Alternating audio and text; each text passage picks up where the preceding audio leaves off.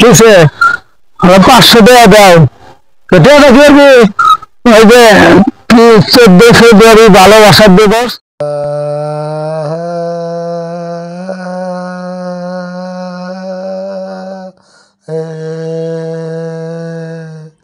ভালোবাসা দিব যাচ্ছে, তা গার্লফ্রেন্ড তো আমাদের দুজনের আছে, ফুল টুল দিতে হয়, আমার কাছে তো টাকা নাই, তা কিছু টাকা ম্যানেজ করতে পারবি? আমি দেখি, আমি তো আব্বা তো দেহ বয়ের আব্বা হলো মুরব্বী মানুষ, নামাজ কালাম পরে কি বান কয়, তারপরে দেখি একটু চেষ্টা করে দেখবো। আচ্ছা দেখো, আব্বার কাছে যা কই। চলো যাই দেখি। আচ্ছা চলো দোস্ত।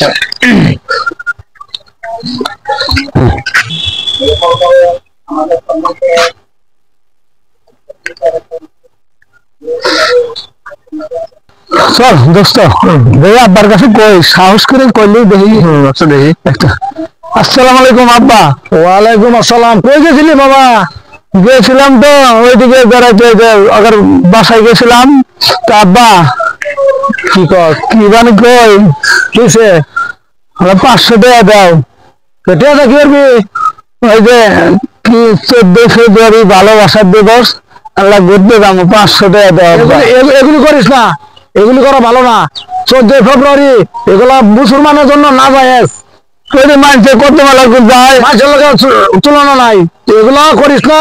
এখন আজানের সময় হয়েছে, নামাজের সময় হয়েছে, এখন তো আল্লাহর কাম কর, নামাজ পড়, ভালো হবো। আমি এটির জন্য তোরা টাকা দিতে পারবো না, টাকা দিব না, তুই নামাজ পড়।